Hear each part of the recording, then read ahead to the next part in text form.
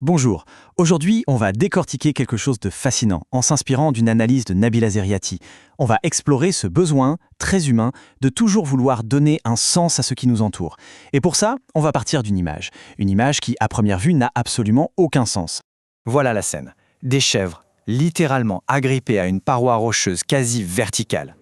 La première chose qu'on ressent, c'est une sorte de vertige. Et puis, tout de suite, une incompréhension totale. On regarde ça et on se dit mais comment c'est possible? Et tout de suite, la question qui nous vient, c'est la plus simple, la plus directe. Pourquoi? Pourquoi sont-elles là? Et juste derrière, une autre question qui est peut-être plus profonde. Pourquoi prendre un risque pareil? Un risque qui nous semble complètement fou. C'est à ce moment précis que notre esprit commence à travailler. Vous voyez, cette réaction, ce besoin de poser les questions, ce n'est pas juste de la curiosité. En fait, ça révèle une tension très profonde en nous. Une tension face à ce qu'on pourrait appeler le réel brut. Alors, qu'est-ce que c'est ce réel brut? Eh bien, c'est simple, c'est un fait, une image, un événement, mais sans aucune explication, sans aucune histoire autour. Et une image comme celle-ci, notre esprit a énormément de mal à l'accepter telle qu'elle. Et voilà pourquoi ça nous perturbe autant. Cette image, elle vient complètement fracasser nos repères habituels. On s'attend à un sol horizontal, à une certaine idée de la sécurité, de la stabilité, bref, à une logique qu'on peut saisir tout de suite. Là, il n'y a rien de tout ça. Et cette absence de repères, ça crée un vide, une sorte de tension.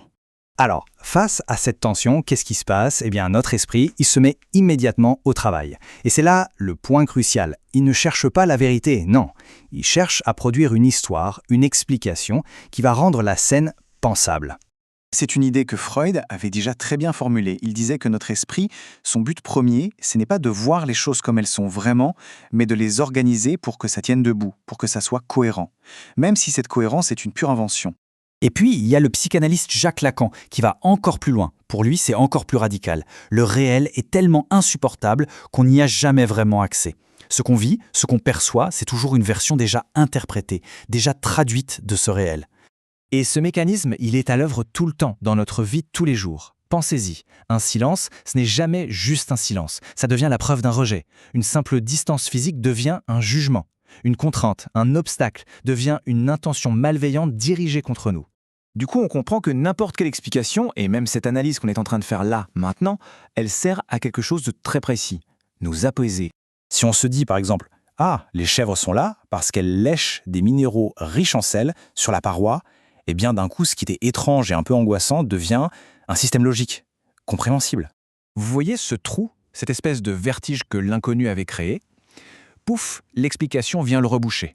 Le soulagement qu'on ressent à ce moment-là est presque physique. On a trouvé la raison. Et c'est là que ça devient vraiment intéressant. Parce que l'important finalement, ce n'est pas tant de comprendre, mais d'avoir l'impression de comprendre. C'est ça la clé. Cette analyse, en fait, c'est l'exemple parfait du mécanisme qu'elle décrit. Elle nous donne un cadre, une histoire, pour calmer la tension que l'image des chèvres a provoquée au début.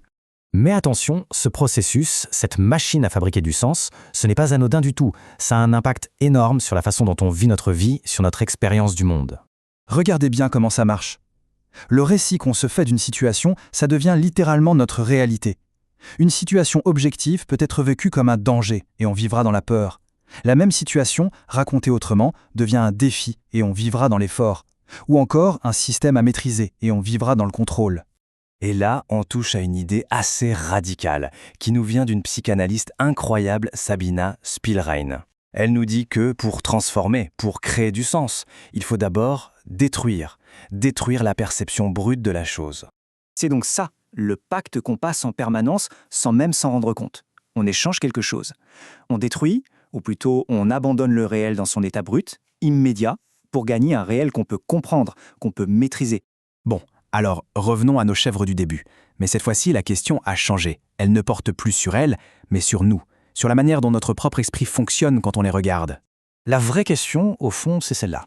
Quand on croit simplement voir le monde, qu'est-ce qu'on fait, pour de vrai? Est-ce que c'est un acte passif, un peu comme une caméra qui enregistre l'information qui arrive, ou alors est-ce qu'on est constamment, activement en train de reconstruire ce qu'on voit pour que ça rentre dans nos petites cases? Et la conclusion de tout ça, elle est assez vertigineuse. C'est qu'on ne vit jamais dans la réalité telle qu'elle est. Jamais.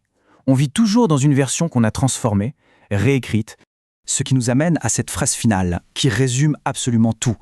On ne voit pas le monde, on voit ce que notre esprit en fait. La réalité, finalement, c'est peut-être moins quelque chose qu'on découvre que quelque chose qu'on fabrique, à chaque instant. La question n'est plus « qu'est-ce que le monde ?», mais plutôt « quelle version du monde mon esprit est-il en train de créer, là, maintenant ?»